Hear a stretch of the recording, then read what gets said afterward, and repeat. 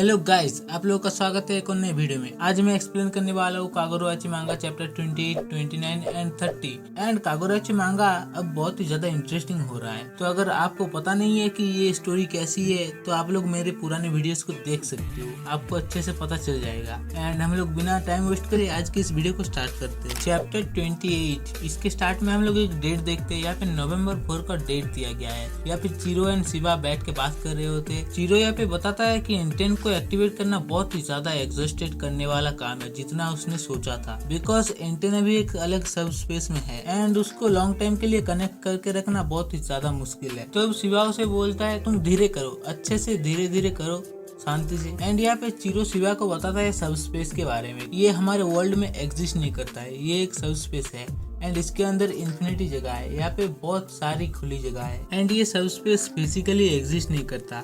अगर फिजिकली ये सब स्पेस एग्जिस्ट करता देन चिरो फटाक से जाके अपनी कटाना को वापस ले आ जाता एंड सुनिची को भी रिट्रीव कर लेता, बट ऐसा नहीं है। फिर चिरो हाकुरी को बुलाता है एंड यहाँ पे हाकुरी से चिरो पूछता है कि तुमने कभी देखा है सनातनी फैमिली के लीडरशिप को पास डाउन होते हुए। तब हाकुरी बोलता है उसके ग्रैंडफादर बहुत ही ज्यादा सिख थे, इसलिए उसके ग्रैंडफादर ने उसके बाप को लीडरशिप पास डाउन कर दिया था। तब चिरो बोलते है तो तुम्हें क्या पता है स्टोर हाउस का एक्सेस कैसे पास डाउन करते हैं। देन यहाँ पे हाकुरी थोड़ी देर के लिए सोचता है एंड बोलता है इसके लिए एक सेरेमनी रखा जाता है, बट किस टाइप का सेरेमनी होता है ये हाकुरी को नहीं पता है, बिकॉज जब ये सेरेमनी होती है तब वो दोनों ही होते हैं, जिसके पास अभी एक्सेस है एंड जिसको एक्सेस दिया जाएगा। इसके अलावा किसी और को इस सेरेमनी के बारे में पता नहीं। तब शिवा बोलते हैं अगर हमें पता चल गया सेरेमनी को कैसे करते हैं तब हम लोग जोर जबरदस्ती करके हाकुरी के ऊपर इसका पावर डाल देंगे, ट्रांसफर कर देंगे। तब चिरो बोलता है हाँ ऐसा ही। तब चिरो यहाँ पे सोचता है अगर वो लोग एक सेरेमनी करके स्टोर हाउस का कंट्रोल नए बॉस के ऊपर पास डाउन करते हैं देन पहले हमने जो सोचा था कि उनके पास कोई तो इंश्योरेंस होगा, वो बात तो गलत है। मतलब स्टोर हाउस का एक्सेस करंट बॉस के मरने पे ऑटोमेटिकली न्यू बॉस पे नहीं जाता है। फिर 2 दिन बीत जाते हैं। हम लोग 6 नवंबर का दिन देखते। हम लोग देखते चिरो शिवा को बोलता है कि उसने स्टोर हाउस में एक डोर देखा है एंड उस डोर के आसपास कुछ भी नहीं थे। यहाँ पे कोई कमरा तमरा कुछ भी नहीं है, यहाँ पे सिर्फ एक डोर है। तब शिवा बोलता है ये एक राकुजाइची का आइटम भी हो सकता है, बट चिरो बोलता है सभी आइटम्स को तो सीज करके रखा गया है बट इसको नहीं रखा गया।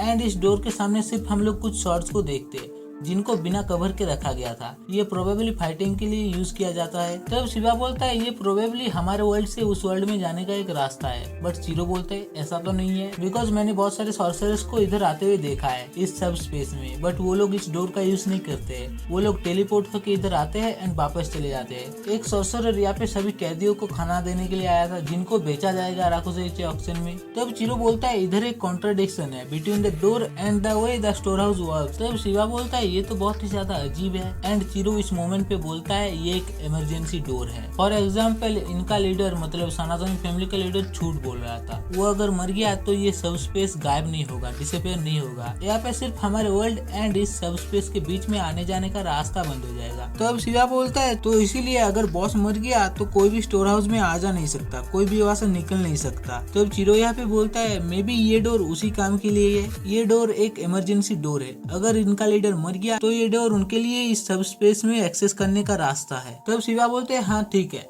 अगर हमारे वर्ल्ड में ऐसा ही एक डोर निकल गया देन हमारी ये थ्योरी और भी ज्यादा कन्विंसिंग हो जाएगी। तभी हम लोग देखते चिरो हाकुरी को बुलाता है एंड उसको एक ड्राइंग दिखाता है, जो ड्राइंग अभी चिरो कर रहा था गाड़ी में बैठ के। एंड ये ड्राइंग उसी गेट की है जिसके बारे में ये लोग बात कर रहे थे। चिरो हाकुरी को पूछता है तुमने ऐसी कोई डोर देखी है। हाकुरी यह सोचने लगता है। तब चिरो को लगता है कि हाकुरी को नहीं पता है, ये एक बहुत ही ज्यादा सीक्रेट इन्फॉर्मेशन होगी, इसलिए इनके फैमिली मेंबर्स को भी पता नहीं है इस डोर के बारे में। तब हाकुरी को याद आता है एक चेस्ट के बारे में जो इसी डोर की तरह दिखता है एंड यही पे सीन चेंज हो जाता है। हम लोग यहाँ पे प्रेजेंट में आते हैं। यहाँ पे केवरा सनाजामी समझ चुका था चिरो यहाँ पे है, मतलब उसको इस डोर के बारे में पता चल चुका है। और हम लोग देखते हैं इस डोर को जो एकदम अंडरग्राउंड में है, सनाजामी क्लैन के एकदम अंडरग्राउंड सेमेटरी पे है एंड इस जगह का नाम है नागी नोजोएन। यहाँ पे केवरा सनाजामी को पता चल चुका था चिरो आ चुका है, इसलिए वो सभी को भड़का देता है कि जाओ 50 मिलियन मिल जाएंगे, चिरो को मार दो। सबको भड़काने के बाद ये बंदा सोचता है कि मैं ग्लैड हूँ चिरो रोकुहिरा यहाँ पे आया है। अगर ये लोग चिरो को पेल देते हैं तब एंटेन मिस्टिक कटाना की कीमत सुनिची मिस्टिक कटाना से भी बहुत ही ज्यादा बढ़ जाएगी। एंड यहाँ पे हम लोग देखते हैं कि ये क्योरा सानाजामी ये बहुत ही ज्यादा चूतिया लौंडा है। जब चिरो ने इसको अपना मिस्टिक कटाना दे दिया था हाकुरी के जान के बदले में, तब इसने प्लान बना लिया था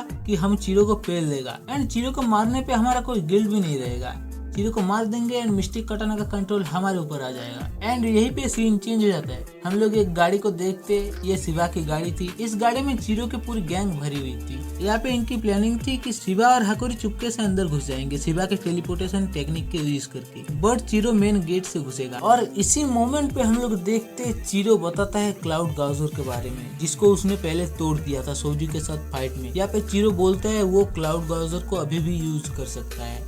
मतलब ये क्लाउड गाउजर अभी बहुत ही ज्यादा वीक स्टेट में है। अगर चिरो ने इस मिस्टिक कटाना का यूज किया देन ये मिस्टिक कटाना ज्यादा देर नहीं टिकेगा, सिर्फ क्लाउड गाउजर कुछ ही मूव्स कर सकता है। इसके बाद इस मिस्टिक कटाना का खेल खत्म हो जाएगा। एंड यहीं पे सीन चेंज हो जाता है। हम लोग प्रेजेंट में देखते हैं जहाँ पे चिरो मेन अटैक का यूज करता है क्लाउड गाउजर को मुंह पे पकड़ के। एंड ये पैनल बहुत ही ज्यादा कूल लग रहा था, मुझे तो बहुत ही ज्यादा बढ़िया लगा। चिरो यहाँ पे सभी सॉर्सरर्स को काटे जा रहा था, सबको काट, किसी को भी नहीं छोड़ रहा, सबको जाके काट दे रहा था। तभी यहाँ पे कुछ एलिट सॉर्सरर्स आते हैं एंड यहाँ पे चियो भी देखता है हाँ मुझे पता है एलिट सॉर्सरर्स इनका होना यहाँ पे आम बात है। और तभी हम लोग देखते हैं ह्यूकी को जो फ्लेम बॉर्न सॉर्सरी का यूज करती है। ये कैरेक्टर एक लड़की है। मैंने पहले सोचा था ये लड़का है, मैंने पहले अच्छे से ध्यान नहीं दिया था, बट ये एक लड़की है। एंड चिरो ह्यूकी की तरफ घूमता है एंड यहीं पे ये चैप्टर खत्म हो जाता है। अब हम लोग कंटिन्यू करते हैं चैप्टर 29 से। इस चैप्टर के स्टार्ट में हम लोग देखते हैं राकुजाइची एक्शन में कुछ कामोनाबी के मेंबर्स को। यहाँ पे ये लोग सुनिची को बाय करने के लिए आए थे। यहाँ पे ये लड़की बोलती है हम लोग सुनिची को बाय करेंगे,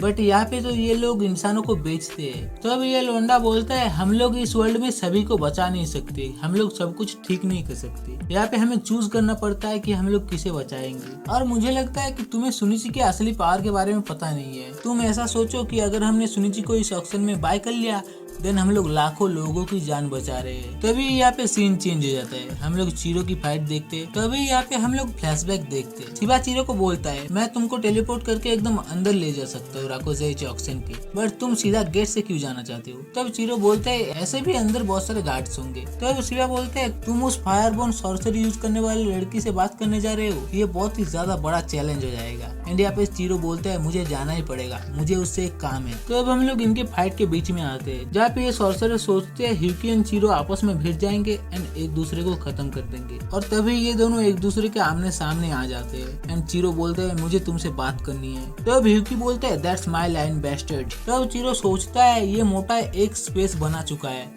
जिसमें कोई भी आ जा नहीं सकता। तब ये मोटा बोलता है तो सच में तुमने क्लाउड गाउजर को तोड़ दिया है। एंड यहाँ पे हम लोग देखते हैं इन सभी सॉर्सरर्स को जो लोग ढूंढ रहे थे चिरो एंड ह्यूकी को, बट ये लोग यहाँ पे नहीं थे। फिर ह्यूकी चिरो को बोलता है उनके पास तुमने एंटेन को दे दिया है एंड इसी की वजह से मैं तुम्हें यहाँ पे मरने नहीं दे सकती। तो अभी हम लोग फ्लैशबैक देखते हैं जहाँ पे शिवा बोलता है तुम क्या उस फ्लेम बोन मैजिक यूज करने वाले सॉर्सरर्स से फाइट करने वाले हो। तो अब चिरो बोलता है नहीं, हम लोग इस सिचुएशन को अपने एडवांटेज में ले सकते हैं, हम लोग उसके साथ नेगोशिएट करेंगे। एंड इसके बाद हम लोग प्रेजेंट में आते हैं। यहाँ पे चिरो बोलता है तुम मुझे प्रोटेक्ट करोगे, अरेस्ट नहीं करोगे। तब ह्यूकी बोलता है तुम अगर जोर जबरदस्ती करो तब हम लोग तुम्हें अरेस्ट कर लेंगे। और तुमने एंटेन को सानाजामी फैमिली के हाथ में क्यों दे दिया। एंड यहाँ पे चिरो अपना राज बताता है। फैमिली के पास एक स्पेशल स्टोर हाउस है जिसके बारे में चिरो को जानना था एंड उसे कैसे तोड़ा जाए, इसलिए चिरो ने ऐसा किया एंड चिरो का ये करना सफल भी हुआ। चिरो का प्लान काम कर चुका है। तो अब चिरो इसको बोलता है अगर तुम सुनिची को लेना चाहते हो देन तुम्हें मेरी इन्फॉर्मेशन की जरूरत पड़ेगी। बट ह्यूकी बोलता है कोई जरूरत नहीं, हम लोग सुनिची को खरीद लेंगे इस ऑक्शन में। तो अब चिरो यहाँ पे थोड़ा सा शॉक होता है क्योंकि ह्यूकी ने फटाक से इसका आंसर दे दिया बिना सोचे ही। एंड यहाँ पे चिरो ह्यूकी को बोलता है तुम्हें पता है इस ऑक्शन में ह्यूमंस को बेचा जाता है। मैं बाहर एक लड़के से मिला जिसके बड़े सिस्टर को इस ऑक्शन में बेचा जा रहा था। बाहर वो लड़का अपने दीदी के लिए चिल्ला रहा था, उसको उसकी दीदी वापस चाहिए थी। तो तुम इन सब को इग्नोर करोगे एंड मुझे बचाओगे, देन तुमको सुनिची और एंटेन मिल जाएगा जो अभी किसी काम का नहीं होगा। तब ये मोटा सोचता है। हाकुरी भी पहले इस बात को सुन के बहुत ही ज्यादा गुस्सा था, बट उसको जब पता चला कि राकुजाइची ऑक्शन में सानाजामी फैमिली के साथ अगर कामोनाबी की भिड़ंत हो गई देन उनको बहुत ही ज्यादा डैमेज मिलेगा, तो इसलिए हाकुरी ने उनकी बात मान लिया। और अगर एक मिस्टिक कटाना किसी के हाथ में आ गया देन वो बहुत ही ज्यादा डिस्ट्रैक्शन फैला देगा। तो इस कंट्री के सेफ्टी के लिए हाकुरी कामुनाबे की बात मान लेता है, बट चीरो इससे सहमत नहीं था। यहाँ पे चीरो जानता था कि ह्यूकी इतना ज्यादा कोल्ड हार्टेड नहीं है, बट क्या ह्यूकी सच में इस फैसले से ठीक है? चीरो हाकुरी को बोलता है तो तुम उस बच्चे को रोते हुए ही छोड़ दोगे? तुम इन मवाले गुंडों को उनका मकसद पूरा करने दोगे? उनको तुम पैसे देने वाले हो? चीरो यहाँ पे गुस्से में बोलता है तुम क्या किसी भी इनोसेंट को अबेंडन कर सकते हो कुछ अच्छी चीजों के लिए? एंड ये क्या ठीक है इस राकुजाइची ऑक्शन में लोगों को बेचा जाता है? तो हाकुरी एक ही बात बोलता है, तुम मेरे माइंड को चेंज नहीं कर सकती हो, तुम्हें सुनिची नहीं मिलेगा। तभी हाकुरी उन सब की बातों के बारे में सोचता है, कामुनाबे में जो सॉर्सरर्स थे उनके बातों के बारे में सोचता है। हाकुरी बोलता है मैंने ये सब बहुत कुछ सह लिया, द एन्चेंटेड ब्लेड, राकुजाइची ऑक्शन, द चीरो जर्क, एंड बोलता है मैं सब कुछ खत्म कर दूंगा। एंड यहाँ पे हम लोग देखते हैं हाकुरी के टकले से खून निकल रहा था। तब ये मोटा बोलता है चीरो को, तुम क्या सुनिची को रिट्रीव करना चाहते हो? चीरो बोलता है हाँ रिट्रीव करूंगा। तब ये मोटा बोलता है अगर तुमने सुनिची को रिट्रीव कर लिया देन हमारा प्लान है तुम्हें हम लोग मार देंगे एंड मिस्टिक कटाना को हम लोग रिट्रीव कर लेंगे। तब चीरो बोलता है क्या तुम लोग इस फैसले से ठीक हो? तब ये मोटा बोलता है अगर तुम ह्यूकी को मारने दोगे खुद को सुनिची को रिट्रीव करने के बाद देन हम लोग हमारे हायर अप्स के साथ भसड़ नहीं मचाएंगे तो सब कुछ ठीक होगा। एंड चीरो इनको बोलता है थैंक्स। तब चीरो भागने लगता है एंड ये मोटा अपनी सॉर्सरी ऑफ कर देता है। यहाँ पे सभी लोग नोटिस करते हैं चीरो वापस आ चुका था। चीरो सबको काटते जा रहा होता है एंड ह्यूकी भी चीरो को बचाने के लिए यहाँ पे आ जाता है। ह्यूकी यहाँ पे सभी सॉर्सरर्स को मार रही थी एंड ह्यूकी बोलती है उसे कोई भी छू नहीं सकता। एंड यही पे ये चैप्टर खत्म हो जाता है। अब हम लोग कंटिन्यू करते हैं चैप्टर 30 से। इस चैप्टर के स्टार्ट में हम लोग देखते हैं शिवा को, जो बोलता है मैं पहले जाऊंगा अंडरग्राउंड में एंड टो के मेंबर्स को देख लूंगा, उन सबको पेल दूंगा अकेले। राकुजाइची ऑक्शन में हर समय इंट्रूडर्स होते हैं बट कभी भी उनकी वजह से राकुजाइची ऑक्शन बंद नहीं हुआ है। एंड हम लोग देखते भी है जहाँ पे टो का एक मेंबर सभी लोगों को पेल देता है जो भी राकुजाइची ऑक्शन को डिस्टर्ब करने के लिए आया था। हर साल राकुजाइची ऑक्शन जहाँ पे होता है वहाँ पे कुछ गार्ड्स होते हैं राकुजाइची ऑक्शन को सेफ रखने के लिए, बट इस साल वहाँ पे कोई गार्ड्स नहीं थे। यहाँ पे क्योरा सनातनी को सब कुछ संभालना पड़ेगा, उसे अकेला ही राकुजाइची ऑक्शन को संभालना पड़ेगा। और इसी बीच हम लोग टो के मेंबर्स को देखते हैं, जिस जगह पे वो दरवाजा है उस जगह को गार्ड कर रहे होते हैं। तब यहाँ पे इनमें से एक बोलता है हम लोग इस जगह पे क्यों गार्ड कर रहे हैं? उसको रिप्लाई मिलता है यही एक जगह है जिससे बाहर के लोग स्टोर हाउस में घुस सकते हैं। तब ये सॉर्सरर बोलता है बट फादर एंड हमारे अलावा सनातनी फैमिली में कोई नहीं जानता है इस गेट के बारे में एंड इसी की वजह से यूजुअली इस जगह को इतना ज्यादा गार्ड करके नहीं रखा जाता है। तब उसको एक सॉर्सरर रिप्लाई करता है कि इस साल अलग है, इस साल किसी को पता है इस गेट के बारे में। तब हम लोग देखते हैं उनको भी पता है कि चीरो को पता है इस गेट के बारे में। यहाँ पे हम लोग सोता को देखते हैं जो यहाँ पे बोलता है उनके पास हाकुरी है एंड अगर हाकुरी को पता नहीं है इस गेट के बारे में फिर भी उनके पास बहुत ही ज्यादा इन्फॉर्मेशन है हमारे बारे में। और अगर वो बंदा एंटेन को दूर से यूज कर पाया देन वो तो स्टोर हाउस के बारे में पता लगा लेगा एंड चीरो इन सभी पीसेस को जोड़ के सब कुछ समझ जाए। एंड इसीलिए फादर ने सस्पेक्ट किया है कि चीरो यहाँ पे आ सकता है, उसे डोर के बारे में पता हो सकता है।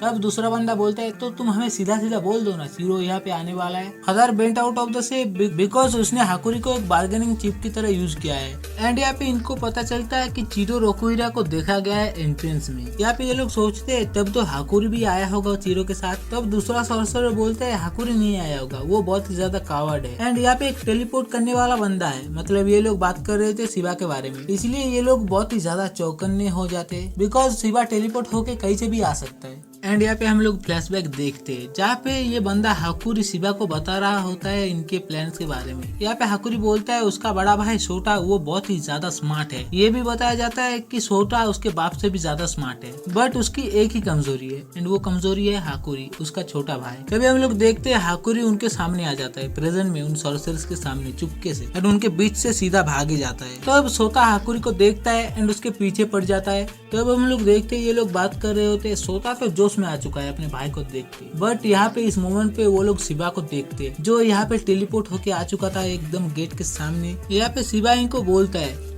ये गेट तो लॉक है, तुम्हें पता है ये गेट कैसे खुलेगा? यहाँ पे इनका प्लान था कि हाकुरी सीधा भागे जाएगा ऊपर की तरफ जहाँ पे चीरो एंड उसकी मुलाकात होगी। एंड हम लोग देखते हैं ऐसा ही होता है एंड चीरो भी दूसरी तरफ से पूरा फाइट करते हुए आ रहा था। यहाँ पे चीरो 4 सॉर्सरर्स के साथ फाइट कर रहा था एंड हाकुरी भी उसके सामने आ चुका था। चीरो हाकुरी को बोलता है इस तरफ आ जाओ एंड हाकुरी जाने ही वाला था। तब हाकुरी सोचता है चीरो के बारे में, इस बंदे ने ऑलरेडी एंट्रेंस को पार कर लिया, ये बंदा तो अमेजिंग है। तब हम लोग देखते हैं हाकुरी का बड़ा भाई चिल्लाता है तुम यहाँ पे भाग क्यों रहे हो? एंड यही पे हम लोग चीरो को देखते हैं जो 3 सॉर्सरर्स को तो इजीली मार देता है। तभी हम लोग देखते हैं हाकुरी के सामने बहुत सारे पेड़ की जड़ आ जाते हैं एंड उस रास्ते को ब्लॉक कर देते हैं एंड हाकुरी वहीं पे फंस जाता है एंड उसका बड़ा भाई उसे पकड़ लेता है। इसका बड़ा भाई बोलता है, हाकुरी तुम मुझे देखने के लिए आए हो ना। हाकुरी यहाँ पे सोचता है ये ट्री जैसा दिखने वाला वॉल किसने बनाया। उनमें से एक सॉर्सरर ने इस दीवार को बनाया है। मतलब उनमें से एक सॉर्सरर बहुत ही ज्यादा स्ट्रॉन्ग है। इसका मतलब चिरो के साथ उनकी बहुत ही ज्यादा घमासान फाइट होने वाली है। तब इनका प्लान एकदम बिगड़ चुका था। यहाँ पे इनका प्लान था कि हाकुरी चिरो के साथ मिल जाएगा, बाकी शिवा उधर सब कुछ संभाल लेगा,